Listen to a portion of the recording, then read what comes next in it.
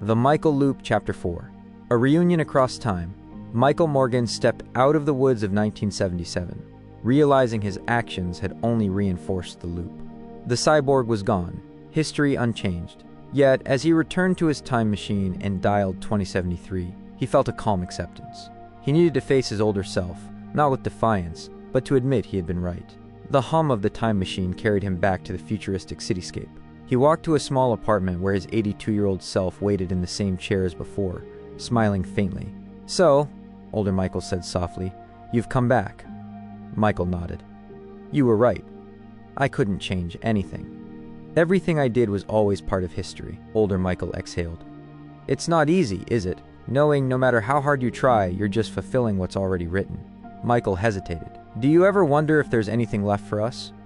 Outside the loop, older Michael looked out the window, wistful. "I miss my father. If I could see him one last time, just to say goodbye." The silence weighed heavy. Then Michael leaned in. "What if we used the time machine? Not to change anything, just so you could see Dad again." Older Michael narrowed his eyes. "And how would that work? There's only one machine. If I go back, how do I return here?" "You don't," Michael said. Older Michael studied him. "What are you saying?" "I'll take you back to 1977. You can live with Dad. I'll return to 2025 with the machine." Older Michael stared, then smirked. "You know, I remember proposing this exact idea to my older self. I dropped him off in 1977. And now, after all these years, I'm finally that older self. I've waited my whole life for this moment. And now it's happening again. To me." Michael nodded. "I owe it to you, to us." They calibrated the machine one last time, sharing little more than silence and understanding. Light enveloped them, and soon they stood on a suburban street in October 1977 near Half Hollow Hills High School East. Older Michael inhaled deeply. "It's like stepping into a memory. You'll find him at home," younger Michael said gently. Older Michael turned back, resting a hand on his shoulder. "Thank you." Michael smiled faintly. "Take care of him, for both of us." Older Michael walked toward his childhood home. Michael watched him fade into memory, then set the coordinates for January 25, 2025. Back in 2025, Michael noticed a photograph on his desk, the same one Anthony Morgan had once shown him. In it, a young Anthony stood beside an older Michael. His heart sank. That's why I was in the picture. The loop wasn't broken. It had completed itself, again. Yet this time was different. His older self had found peace. Maybe that was enough. Michael sat with his father in the living room, exhaustion and revelation heavy on him. "Dad," he began quietly, "I need to tell you something." Anthony looked up. "What is it, Michael?" "I just came back from 2073. I brought someone back with me." Anthony frowned. "Who?" Michael's voice softened. "It was me. A much older me. I dropped him off in 1977. He wanted to see you again." Anthony leaned back, his gaze drifting. Slowly, he smiled. "You know, I always wondered about that." Michael blinked. "What do you mean?" Anthony chuckled. "Back in high school, I remember meeting you as you are now. But days later, I met another man, much older but somehow familiar. He never said much about where he was from. Over time, we became close friends. He advised me when I needed it most. It wasn't until years later that I realized who he really was." "You knew?" Michael whispered. Anthony nodded. "I knew it was you, or some version of you. It's funny. I guess I was best friends with my son before you were even born." The words hit Michael hard. Tears stung his eyes. "I didn't know," he murmured. Anthony placed a hand on his shoulder. "It meant everything. And it still does." For the first time, Michael felt true closure. The loop wasn't a trap or curse. It was their story, woven through time, binding father and son. "I'm glad I could give him that chance," Michael said softly. Anthony smiled warmly. "So am I." Michael glanced at the old photograph on the table. Anthony, as a young man, standing beside his older self. The picture no longer haunted him. Instead, it brought comfort. The loop wasn't just endless repetition, it was connection. Family. For the first time in years, Michael felt at peace. The next day, he sat in his backyard staring at the shed that held his greatest creation, and his greatest curse. Freedom, he realized, was an illusion.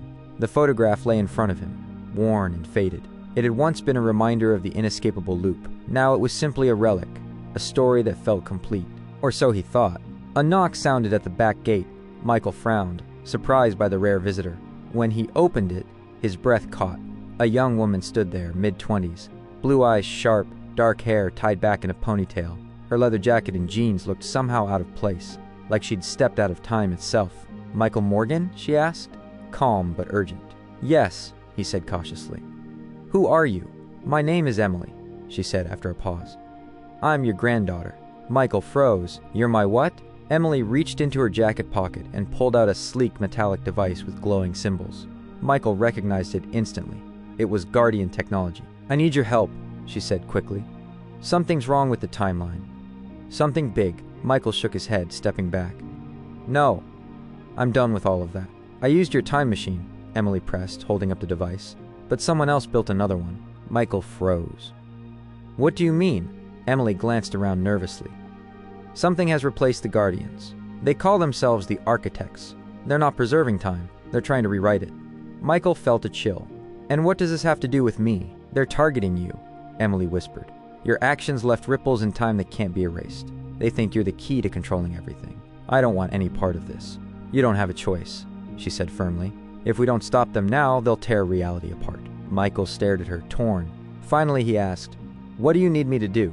Emily handed him the device. "First, we go back to where it all began. 1977? Emily nodded. Inside his living room, Emily explained further. The Architects' latest plan was chilling. They've been studying October 15th, 1977. Instead of interfering with you, they're targeting James Metzger. Michael frowned. James? Why? Because James was the key. Without him, Anthony wouldn't have been in the right place. And without Anthony, you wouldn't exist. They plan to kill James in his sleep on October 14th. Michael paced. If they succeed, the loop collapses. Exactly. Reality itself could unravel.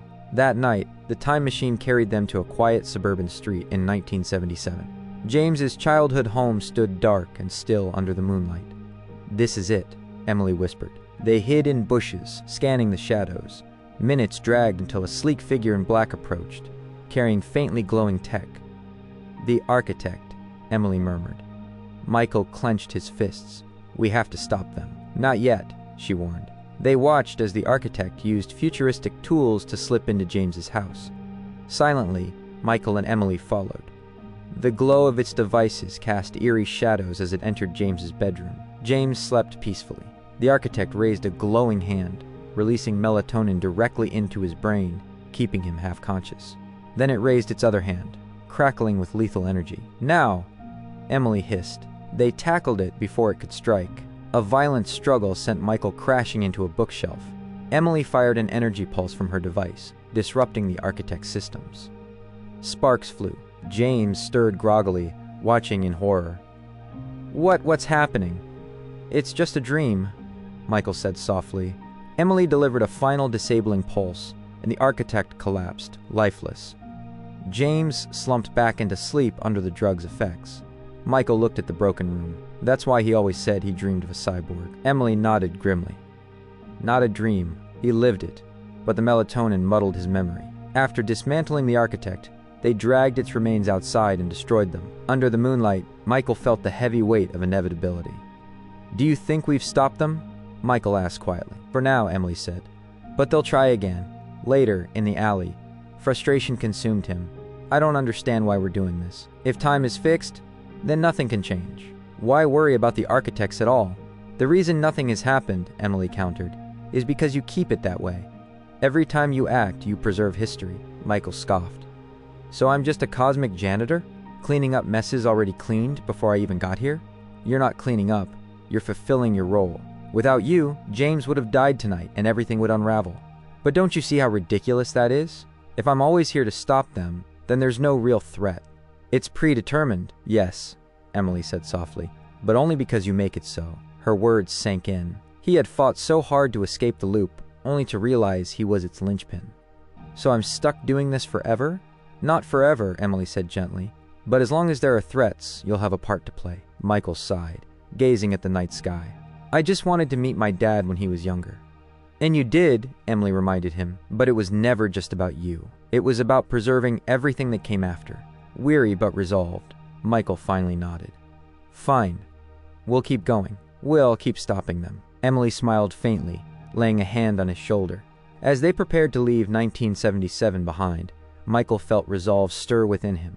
The loop was fixed, but its shadows would always demand guardians. because some things were worth preserving, even if they could never be changed.